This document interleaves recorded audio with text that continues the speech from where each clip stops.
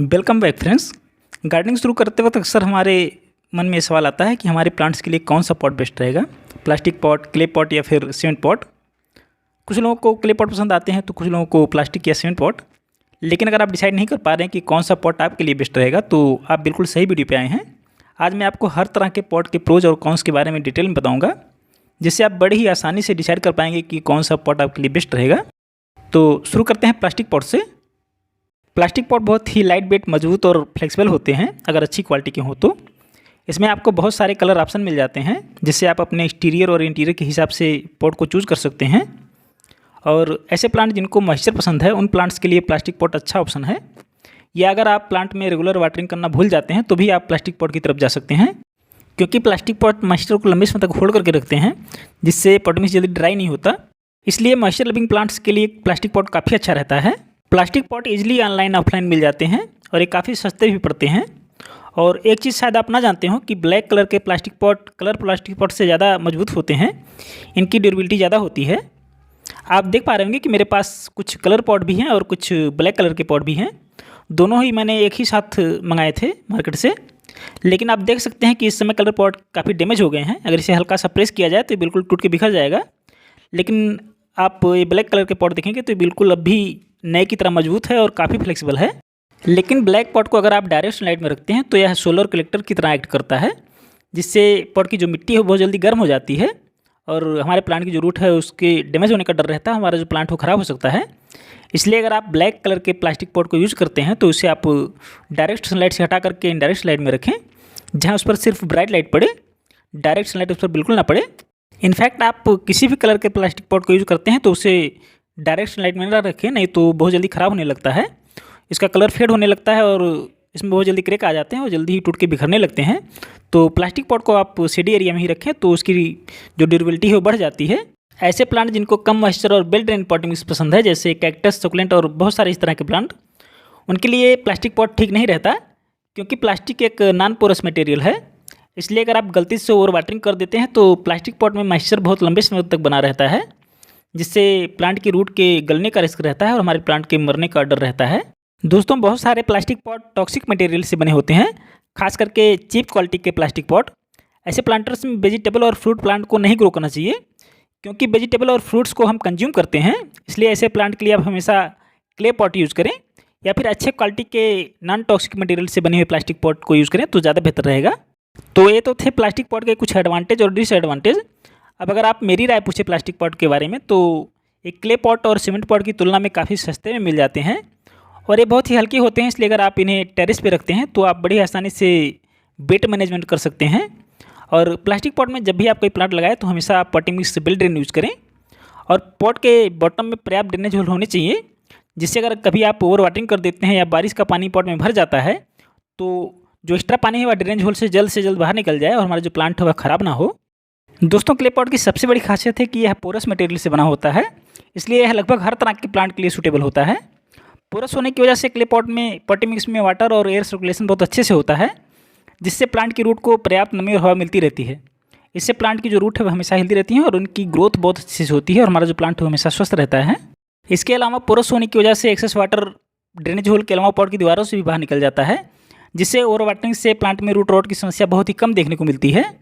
और दोस्तों, naturally clay pot brown colour के होते हैं, इसलिए इसमें हर कलर के फ्लावरिंग प्लांट या फ्रूट प्लांट बहुत ही अच्छे लगते हैं देखने में, जबकि ब्राइट कलर के प्लास्टिक पॉट फूलों की सुंदरता को ओवरशैडो कर देते हैं।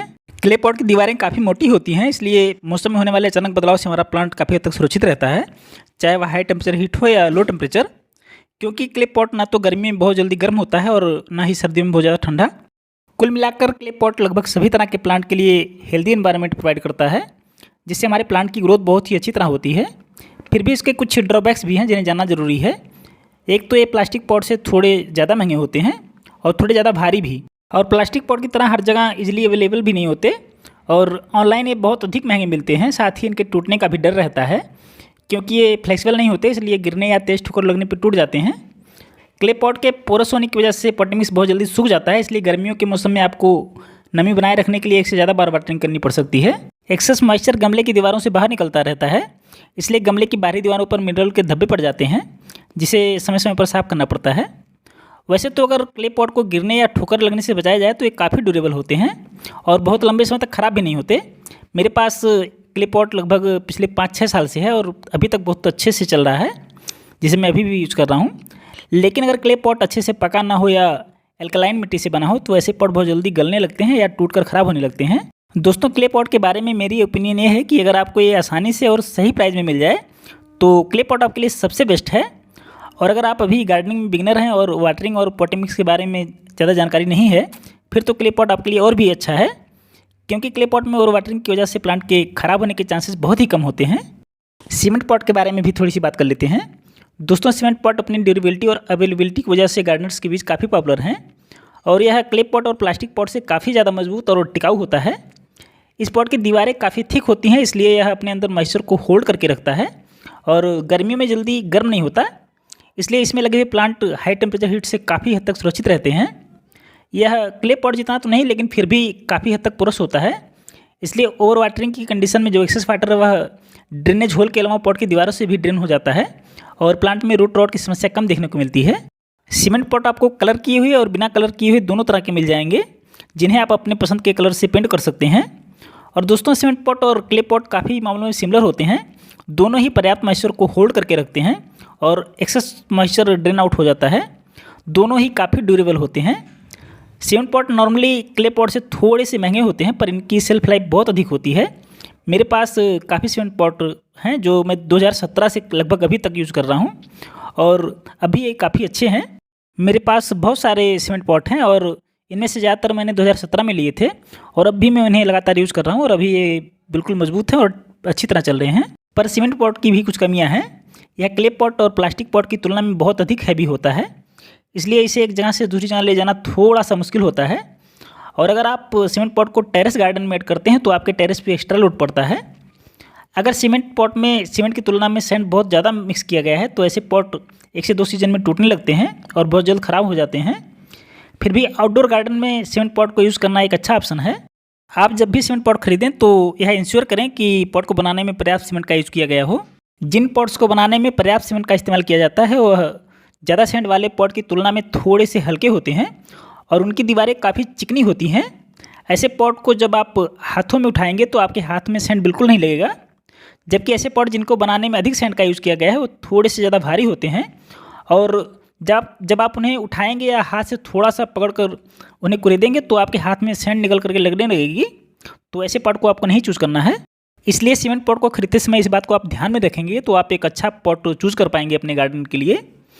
तो मुझे उम्मीद है कि आपको तीनों तरह के पॉट के बारे में अच्छी तरह जानकारी हो गई होगी। फिर भी पॉसिबल है कि मुझसे कुछ चीज़ें छूट गई हों, तो आप मुझसे कमेंट करके पूछ सकते हैं। और आपको वीडियो कैसी लगी ये भी बताएं। वीडियो में कुछ भी अच्छा लगा हो तो इसे अपने दोस्तों से शेयर करें और लाइक ज़रूर करें दोस्तों। और ऐसे ही गार्डनिंग से रिलेटेड वीडियोज़ के लिए चैनल को सब्सक्राइब कर लें। तो दोस्तों, आप कोई भी पॉट यूज़ करें, पॉट ना हो तो ग्रो बैग यूज़ करें या घर में पड़े हुए ख़राब प्लास्टिक के डब्बे या कंटेनर्स को यूज़ करें, लेकिन गार्डनिंग ज़रूर शुरू करें, क्योंकि आजकल की भाग दौड़ भरी दुनिया में सभी को किसी न किसी बात का स्ट्रेस है। ऐसे में गार्डनिंग आपके स्ट्रेस को कम करने में मदद करती है और आपके मेंटल हेल्थ को इम्प्रूव करती है। तो चलिए, अब ज़्यादा ज्ञान नहीं दूंगा, आज के लिए इतना ही। मैं मिलता हूँ आपसे नेक्स्ट वीडियो में, तब तक के लिए नमस्कार, जय हिंद, हैप्पी गार्डनिंग।